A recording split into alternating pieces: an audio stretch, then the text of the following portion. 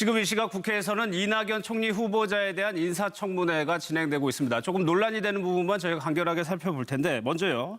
전두환 전 대통령을 찬양했다는 논란이 좀 일고 있습니다. 그 내용을 직접 한번 들어보겠습니다. 80년 광주 학살 직후에 그리고 정권을 찬탈한 직후에 정통성을 없는 전두환 정부가 레이건을 찾아갑니다. 그때 레이건하고 한미 정상회담이라고 그러죠. 최악의 정상회담인데 그때 우리 이낙연 후보자께서 동아일보 정치부 기자로서 글 쓴 글들을 쭉 스크랩해 봤어요. 칼럼을 보니까 놀랍다, 잘됐다라고 하는 반응을 얻을 만하다라고 평가를 하셨습니다. 그리고 아무리 인용이라고 하지만 이날의 위대한 영도자라는 표현들도 계속적으로 나옵니다. 이게 기자 시절에 작성했던 내용들입니다. 묻겠습니다. 전두환 대통령에 대해서 전 대통령에서 어떻게 평가하십니까? 네, 법원에서 이미 판정한 하는 것처럼 내란 죄의 수괴였습니다. 떳떳하진 않습니다. 부끄럽습니다. 그러나 한미 정상회담의 경우는 좀 특별한 경우였고요. 당시의 언론인들의 여러 행적에 대해서 언론을 비판하고 분석하는 여러 매체들이 있지만 제가 그 비판의 대상이 된 적은 없었다는 말씀을 드리고 제가 만약 아주 몹쓸 짓을 한 기자였다면 김대중 대통령님이 저를 발탁하지는 않았을 것이다 이렇게 생각합니다. 그 당시에 저는 견습에서 막 떨어진 아주 햇병아리 기자여서 언론 자유운동에 끼어주지도 못할 그 정도로 어린 기자였습니다. 제가 견습을 마치고 약 보름 뒤에 11.6 사태가 났었습니다. 네. 전두환 전 대통령을 찬양하는 기사를 썼다. 이것이 이제 논란이 됐는데 이낙연 후보자가 얘기한 것처럼 그때가 견습, 지금은 수습 기자라고 합니다. 그걸 띄고 막 막내였을 때 이제 썼다는 거예요. 그렇죠. 입사를 보통 동아일보 신문마다 6개월이나 1년 정도 수습 기간을 거치는데 제가 보면 6개월 정도 수습을 하고 막 정치부로 배치된 것 같아요. 아주 입사에서는 사쯔 마와리라고 그래서 일본 말로 사쯔, 그건 경찰서를 말하고 마와리는 도는 거, 경찰서 돌다가 그렇죠. 정치부 가서 처음 이제 배치받아서 한 것 같은데 제가 보기에는 이 두 가지 면에서 우리가 좀 지켜볼 수가 있습니다. 하나는 아주 막내 기자라는 거. 저 때는 뭘 쓰기가 그거 신문사는 한 3년 정도 입사한 3년 정도까지는 거의 기자로 취급을 못 받습니다. 시키면 해야 되는 저도 처음에 하죠. 입사해서 부서 배치돼서 갔더니 여자 기자 선배가 동전을 주더라고요. 그래서 뭐냐고 그랬더니 그 커피 뽑아오는 거라고 쟁반도 같이 가지고 가라고 해서 커피 뽑아온 적이 있거든요. 그럴 정도로 어떻게 보면은 저 때는 그 마당쇠 이런 역할을 할 때 그러니까 주체적으로 뭐를 정치적인 판단을 해서 전두환을 칭송하고 이런 위치 정도는 아닌 거 아니냐 생각이 들고 또 하나는 그때 분위기가 지금 생각해보면 좀 이해가 안 되는 부분이죠. 그때는 그 계엄하고 날 때는 신문사에서 대장을 만들면 초판을 서울시청에 있는 거기로 가져갔어요. 그 합수부 그쪽에서 검열을 도장을 맡아야지 신문이 나왔어요. 그리고 신문사 편집국에는 저 안기부 국정원에서 나와서 앉아 있었어요. 그런 분위기가 또 있었거든요. 그래서 그런 부분에 대해서는 제가 보니까 조금 관대한 측면에 지금의 잣대보다도 그 당시의 잣대로 좀 바라볼 필요가 있지 않느냐. 그리고 또 전두환 처음 됐을 때 레이건이 만나준 것만 해도 그때는 굉장한 어떻게 보면 우리나라의 좋은 시그널이라고 했거든요. 안 만나주면 또 어떻게 또 쿠데타가 날 수 있는 굉장히 불안감이 있을 테니까 저 부분에 관해서는 좀 바람직하지는 못하죠. 그러지만은 좀 이해해 줄 수는 있는 부분 아닌가 저는 이렇게 생각됩니다. 본인도 부끄럽다고 얘기를 했고 그러니까 어떤 신념, 사고를 가지고 그 표현을 쓴 것이 아니라는 데 조금 방점이 찍히는 것 같아요. 네, 그러니까 제 경우는 거꾸로의 경우입니다. 저 때 대학교 2학년이었는데 저 때부터 이제 학생 운동을 해서 전두환 정권을 굉장히 세게 비판하고 그랬어요. 근데 그런 과거의 제 시각으로 보면 그 80년으로 돌아가면 비판의 대상이 되는 건 맞는 것 같습니다.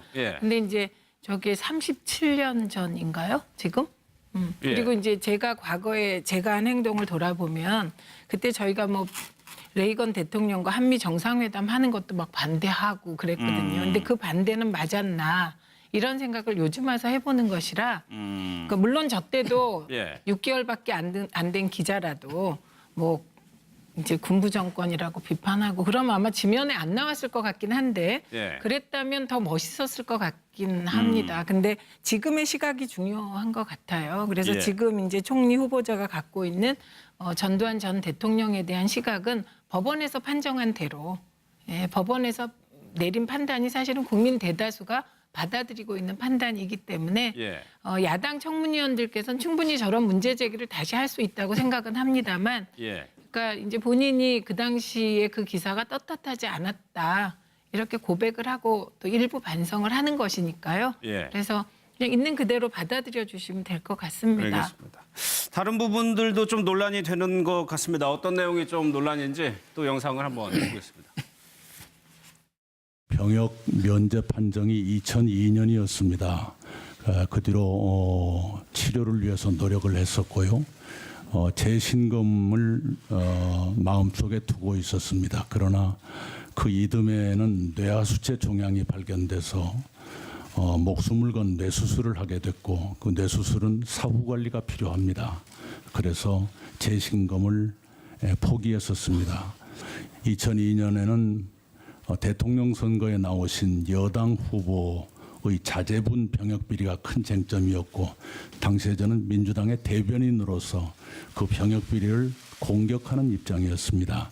만약 제가 흠이 있었다면 한나라당에서 저를 내버려 두지 않았을 것이다. 이건 말씀드립니다. 4천만 원은 축의금으로 충당했다는데 결혼식 대개 축의금은 결혼식 비용 정도에 해당하는 건데 축의금이 도대체 얼마나 들어왔길래 4천만 원이나 남았습니까? 결혼식 비용은 얼마고 4천만 원 남은 건 맞습니까?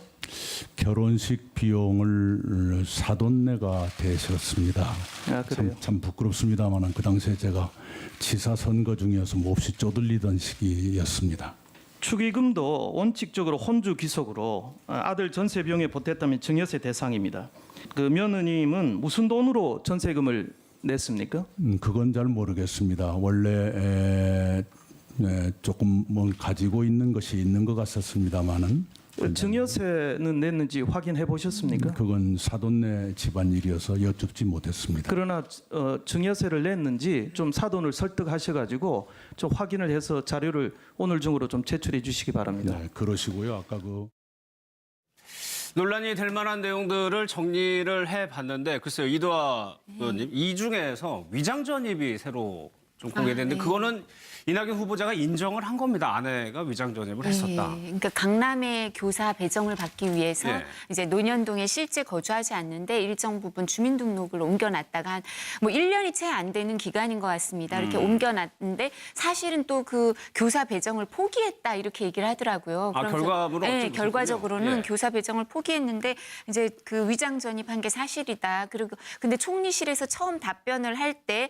거기 사실상 주거를 했던 것 같다고 얘기했던 건 추정으로 얘기한 거지 정확한 게 아니었다. 잘못된 거다라고 얘기를 해서 예. 전 사실 좀 오전에 청문회를 조금 지켜봤고요. 오후 청문회도 조금 들어봤더니 이낙연 후보자가 기본적으로 뭐 저희가 처음에 내정됐을 때 말을 했던 것처럼 온건하고 합리적인 성품이어서 뭐 여야를 막론하고 다선 의원들하고 잘 지내신다 이런 예. 얘기를 했었는데요. 이제 청문회를 저희가 볼 때 항상 어떤 얘기를 하냐면 청문회에 답변하는 태도를 많이 보거든요. 그렇죠. 그리고 네. 지금 특히 총리 후보자시잖아요. 그럼 어떻게 답변을 하실지가 관심인데 정말 이렇게 그 답변의 정석인 것 같더라고요. 온화하게 되게 이게 좀 아픈 질문도 그냥 합리적으로 답변을 하시는 것 같아서 태도에 있어서는 지금 뭐 자유한국당이나 이런 데서는 좀 그 공격의 날을 세우고 예, 있지만 이렇게 그렇게 쉽지 않은 것 같고요. 그리고 지금 말씀하신 이런 부분도 그냥 인정을 하고 있고 예. 아들 병력 의혹도 실제로는 저도 얘기를 오후에 청문회를 들어보니까 지금도 정신과 의사를 풀타임으로 근무를 안 하고 시급 알바를 한다 뭐 이런 그렇습니까? 얘기를 하시니까 아 그럼 뇌하수체 이 뭐 뇌수술 이게 아주 큰 거였나 보다 싶어서 좀 공격을 하기가 쉽지 않을 것 같고요. 증여랑 관련해서도 지금 이제 축의금에서 4천만 원 아들이 1억을 담당했는데 1억 네. 중에 전세금 중에 1억을 아들이 몫을 냈는데 뭐 4천만 원은 아들이 어릴 때부터 모았던 적금 그리고 4천만 원은 축의금 2천만 원은 차량 매각대금 이렇게 설명을 하더라고요. 예. 근데 축의금과 관련해서 강효상 의원님이 저렇게 뭐 혼주한테 귀속되는 거 아니냐 얘기를 하시는데 사실은 이게 조세 심판원이나 세무서에다 물어보면 질의가 오면 어떻게 오냐면요. 축의금도 실제로 누구 이름으로 들어왔는지 좀 따지거든요. 그러니까 이게 원칙적으로 물론 혼주한테 귀속이 되지만 예. 구체적인 사실관계를 다 봐야 되는 건데 후보자가 답변을 할 때 사실 아들 이름으로 들어온 축의금이 있어서 뭐 이렇게 얘기를 하시더라고요. 그래서 예. 이런 부분도 뭐 자료를 잘 증빙해서 내면 예. 청문위원들한테 일정 부분 또 납득이 되지 않을까 생각을 예. 하고요. 이제 좀 더 오후에 지켜봐야겠지만 이렇게 태도가 워낙 온건하셔서 이 여야 의원들이 예. 질문할 때 이렇게 공격을 하기가 쉽지는 않을 것 같습니다. 아무래도 이두하 의원께서는 야당의 시각에서 봤는데 큰 걸림돌은 없는 것 같다라는 평가한 것 같아요. 예, 근데 그러니까- 차 교수님 글쎄요. 위장 좀 더 지켜봐야죠. 또 이제 내일이 내일까지 남아 하는 있으니까. 거니까. 예. 예. 위장 전입 같은 거는 예. 어쩔 수가 없는 걸까요? 그러게요. 대한민국의 저희 사회 지도자급 인사들이 청문회만 가면 딱 네. 좀 빠지지 않고 노는 그 하나의 그 비리 중에 하나가 이 위장 전입인데요. 뭐 그러다 보니까 뭐 전임 정권 때도 그렇습니다만 위장 전입 정도는 가볍게 통과되는 뭐 그런 식의 잣대가 상당히 낮아져 버린 그런 상황이 되어 있습니다. 그런데 뭐 사실 그 오늘 제가 그 보도되기 전까지만 하더라도 이낙연 후보자는 그래도 위장 전입에 대해서는 상당히 자유로운 그 상태인 줄 알았는데 조금 그런 측면에서 보면 좀 저도 좀 국민의 한 사람은 조금 실망스럽긴 합니다. 그러나 예. 앞서 뭐 이두하 의원께서 말씀하셨듯이 지금 이낙연 후보자 같은 경우 사선의 의원도 했고 그 전남지사를 통해서 이 상당히 나름대로는 뭐 이 그 유권자들로부터 검증도 받은 측면이 있고요. 그리고 뭐 제가 생각했을 때 지금까지 나온 오보로는 결정적인 한방은 없다. 그런데 문제는 이 지금 그 이낙연 후보자 같은 경우 총리 후보자이기 때문에 예. 청문회 과정만 거친다고 지금 되는 게 아니지 않습니까? 결국은 이 그 본회의에서 가방의석의 이 지지를 받아야 되기 때문에 과연 이 이틀간의 이 청문회 과정에서 야당의 지지를 얼만큼 끌어낼 수 있느냐. 이게 한 30석 정도 있어요. 그렇죠. 지금 더불어민주당이 한 120석 가까이 되니까 그러면 한 30석은 30명의 의원은 더 이렇게 자신의 지지를 받아내야 되기 때문에 예. 저는 아마 내일까지 상당히 본인 입장에서는 아마 진정성을 가지고 아마 청문회에 임하지 않을까 하는 생각이 굉장히 낮은 자세로 임하는 예. 것 같아요. 예. 그러면 박근혜 정부에서 유독 총리 후보자들의 낙마가 많았는데 그때하고 지금하고 비교해 보면 어떻습니까? 윤영관 대표께서. 지금 저 이낙연 총리 내정자는 딱 떨어진 거는 저 위장 전입자 하나 같아요. 네. 문재인 대통령께서 후보 때 공약을 5대 비리는 안 된다고 그랬잖아요. 그랬죠. 세금 탈루, 위장 전입, 논문, 그 병역 뭐 5개는 안 된다고 딱 했기 때문에 요거는 딱 걸린 거고 나머지는 제가 보기에는 어느 정도 양해 구할 수는 있는 선 아닌가. 예를 들면 아들 전세 3억 6천이면은 사실 금리로 월세로 따지면 한 100만 원 되는 건데 예. 요새 부모들이 3억 6천 전세 얻어줘도 아들한테 고맙다 소리 별로 못 듣거든요. 그래요? 예. 사실은 5천만 원 이상이면 다 증여세 물어야 돼요. 예. 축의금도 다 아버지한테 온 거니까 그것도 증여세 다 물어야 되고 한데 그거가 그 제대로 하는 집이 얼마나 있겠느냐. 그런 점에서는 저는 그런 정도는 좀 이해해 줄 만하고 예. 또 도곡동 모친 아파트 이것도 그 시절에 또 노무현 대통령 때 그때 부동산이 그 월드컵 전으로 좀 확 올랐 때인데 그때 뭐 버블 세븐인가 이거 나올 때인데 그것도 제가 보기에는 뭐 강남이냐 강북이냐를 선택한 문제지 지금의 잣대로는 그렇게 큰 건 아닌 것 같고 위장 전입은 제가 보기에는 저거는 뭐 어느 정도 문제는 되는 거죠. 저 예. 외교부 장관 후보자 강경화 후보자랑 똑같이 위장 전입 문제는 되는데 역대 전 총리 후보나 장관 후보자들이 저 정도는 또 다 좀 있기 때문에 저거를 뭐 괜찮다고 말해줄 수는 없는 거고 예. 그러니까 근데 결정적인 흠결은 아닌 그렇죠. 것이다. 검증은 예. 최대한 깐깐하게 너무 헐렁하게 하지 말고 깐깐하게 끝까지 물고 예. 나중에 판결은 국회 그 동의하는 거를 29, 30일 날 하지 않습니까? 이달 말이면 데드라인인데 예. 그때 좀 국회에서 결정은 좀 대국적으로 하는 게 안 좋으냐? 아니 이게 두 가지 중요한 의미가 있습니다. 하나는 협치냐 대립이냐 이게 총리 갖고 되는 거죠. 예. DJ 정부 초기에 그 JP 임명하는데 6개월 걸렸거든요. 국회 비준 받는데. 예. 그러니까 그때는 서리 제도라도 있었는데 지금은 서리도 없으니까 그게 협치가 안 되면 장관 제청을 새로운 총리가 해야 되는데 그럼 총리가 안 하고 유일로 부총리 통해서 장관하면 그건 책임 총리가 시작부터 물 건너가는 거죠. 예, 예. 그런 의미에서는 좀 검증은 깐깐하게 하되 좀 잘 좀 통과가 어느 정도 되는 되지 게 않겠냐? 나라 안정을 해서는 좀 도움이 되는 거 아니냐 이런 생각을 해봅니다. 알겠습니다. 네. 내일까지 청문회가 진행이 됩니다. 어떤 뭐 변고점이 있을지도 한번 살펴보겠습니다. 법원에서 이미 판정한 하는 것처럼 내란 죄의 수괴였습니다. 떳떳하진 않습니다. 부끄럽습니다. 그러나 한미 정상회담의 경우는 좀 특별한 경우였고요.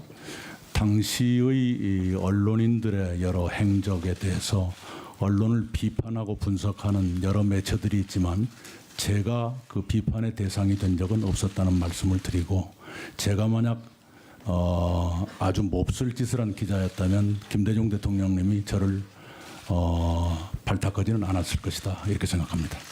그 당시에 저는 견습에서 막 떨어진 아주 햇병아리 기자여서 언론 자유운동에 끼어주지도 못할 그 정도로 어린 기자였습니다. 제가 견습을 마치고 약 보름 뒤에 11.6 사태가 났었습니다.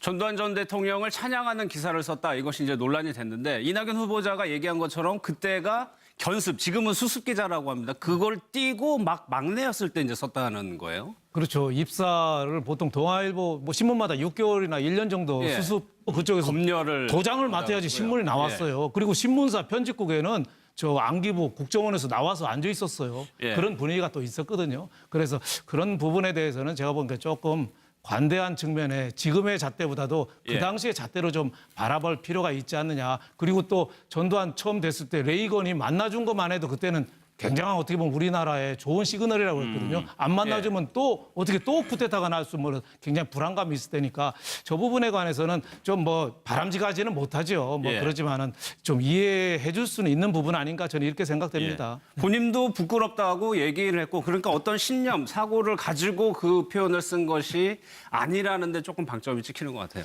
네, 그러니까 제 경우는 거꾸로의 경우입니다. 예. 저때 대학교 2학년이었는데 저 때부터 이제 학생 운동을 해서 전두환 정권을 굉장히 세게 비판하고 그랬어요. 예. 근데 그런 과거의 제 시각으로 보면 그 80년으로 돌아가면 비판의 대상이 되는 건 맞는 것 같습니다. 그렇네요. 예. 근데 이제 저게 37년 전인가요? 지금?